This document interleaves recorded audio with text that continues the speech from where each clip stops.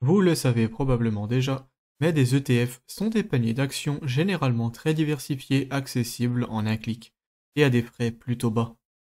Si vous souhaitez investir dans des ETF à croissance sur le très long terme, et que vous vous demandez par où commencer, vous êtes au bon endroit. Notons déjà qu'il est bien plus intéressant d'acheter des ETF à croissance depuis un PEA que depuis un CTO pour profiter de la fiscalité très avantageuse. C'est pourquoi ceux que je vais vous présenter y sont éligibles. Par ailleurs, cette vidéo n'est qu'un top 3 pour deux raisons. La première, c'est que je crois personnellement que ces trois ETF suffisent à diversifier votre portefeuille d'actions, tout simplement. Et la deuxième, c'est que le PEA ne propose pas de très bonnes options pour investir en obligations, en métaux précieux ou en immobilier. Si vous êtes débutant, restez bien jusqu'à la fin de la vidéo pour ne pas commettre d'erreurs, car investir en ETF, malgré tous les bienfaits qu'on leur connaît, n'est pas nécessairement adapté à votre profil pour l'instant. Bref, je vais directement commencer par mon préféré, car c'est celui qui selon moi doit constituer la base d'un portefeuille solide. Les liens pour chaque ETF seront en description. Numéro 1, Amundi MSCI World. Cet ETF à croissance mondiale et diversifié par secteur est un incontournable. Ses frais de gestion sont de 0,28%. Son allocation géographique pourrait nous laisser croire qu'il est très concentré sur le marché américain et c'est vrai, mais c'est tout simplement parce que c'est de loin le plus conséquent. Il est réparti dans tous les secteurs et dans beaucoup de pays développés. Nous noterons toutefois une certaine dépendance vis-à-vis des entreprises technologiques américaines, mais c'est aussi ces mêmes entreprises qui ont porté le marché ces 10 dernières années. Son rendement depuis avril 2013 jusqu'à son pic fin 2021 était de plus de 200%, sur 8 ans seulement. Bien évidemment, les performances passées ne préjugent pas nécessairement des performances futures, mais nous noterons toutefois qu'une relative stagnation est apparue depuis son pic. Le moment pourrait donc, ou pas, être opportun. Mais peu importe, car nous parlons ici d'un des ETF les plus diversifiés qui existent, donc il y a fort à parier qu'il repartira à la hausse à un moment donné. Si vous souhaitez investir sur le long ou très long terme, cet ETF devrait, selon moi, représenter le corps de votre portefeuille. Investir dessus jusqu'à 100% dans un premier temps est une stratégie parfaitement valable si vous êtes un peu paresseux, et que vous prévoyez toutefois d'acheter des actifs plus fiables et d'équilibrer votre portefeuille avec le temps. Cela dit, je pense qu'investir dedans à 50% est le minimum, dû à la diversification exceptionnelle qu'il possède. Je vous recommanderais personnellement de le combiner avec ces deux autres actions à croissance prometteuse.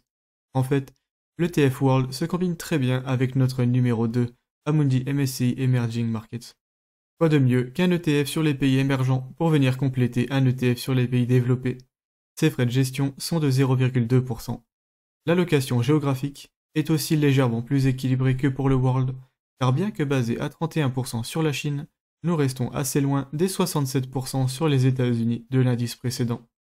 Son rendement depuis avril 2013 jusqu'à son pic début 2021 est de 82,5%, donc bien moins que les 200% vus précédemment.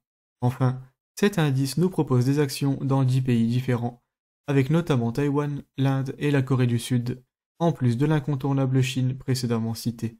Et son allocation par secteur n'a rien d'inquiétant. Mais comment se fait-il qu'un marché aussi prometteur progresse pourtant aussi peu? Y aurait-il de bonnes affaires en vue? Vous trouverez des avis pour et des avis contre. Et je ne tiens pas forcément à vous pondre une thèse sur le sujet, donc voici le principal point à retenir.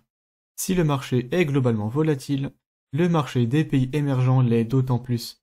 Ces pays peuvent par ailleurs avoir des problèmes politiques ou des difficultés accrues à gérer l'inflation. Cependant, plusieurs experts prédisent une croissance rapide pour beaucoup d'entre eux, et la Chine est actuellement en train de se réouvrir depuis sa stratégie zéro Covid. Investissez en votre âme et conscience. Mais bien que je vous invite à y placer quelques billes, je ne recommanderais personnellement à personne d'investir plus de 30% de son portefeuille dans cet ETF. Numéro 3, Amundi Euro Climate Paris Aligned. L'indice World n'est investi qu'à 16% en Europe et l'Emerging Market à 0%. Donc trois facteurs me laissent penser que cet ETF européen ne peut pas être négligé si vous basez déjà votre stratégie sur les deux indices vus précédemment. Il nous permet d'ajouter un peu plus d'Europe et de diversification à notre portefeuille. Ses frais de gestion de 0,08% sont les plus avantageux. Ça s'explique notamment par le fait que le PEA est à la base étudié pour investir en Europe, donc pas de surprise là-dessus. Et il permet d'investir sur des entreprises possédant une certaine dimension écologique, ce qui est bien évidemment un bon signe pour l'avenir. Son allocation géographique concerne donc les principaux pays européens. Nous noterons toutefois que la France représente quasiment 38% de l'indice. C'est à garder à l'esprit si vous possédez déjà des actions françaises du CAC 40 par exemple. Son allocation par secteur est bien équilibrée. Pour les 3 raisons précédemment citées, je considère personnellement que cet ETF a une place toute désignée dans un portefeuille d'actions équilibré. Vous pourriez par exemple placer jusqu'à 30% de vos investissements dedans, selon moi. Et c'est tout.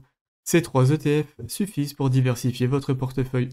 À vous maintenant d'ajuster les pourcentages à votre guise. Je vise personnellement une base de 60% en World, 20% en Europe et 20% en pays émergents. Retenez simplement que plus vous investissez en World et plus vous vous diversifiez. Investir en Europe optimisera vos frais et donc votre performance, alors qu'investir sur les pays émergents est assez risqué dans un premier temps. Mais il est bien possible que l'action décolle à un moment ou à un autre dans les 25 prochaines années. Les ETF à croissance sont des actifs qui s'apprécient sur le long terme. Si vous êtes débutant en investissement, je vous invite à approfondir vos connaissances avant de prendre une décision. Vous trouverez sur ma chaîne plusieurs ressources pour comprendre votre profil d'investisseur et vos options. Mais étudions rapidement quelques profils différents pour vous faire une idée. Si vous êtes jeune et que vous n'avez pas encore acheté votre résidence principale, la bourse ne doit pas encore être une priorité. Investir dans votre logement sera dans la très grande majorité des cas la meilleure chose à faire.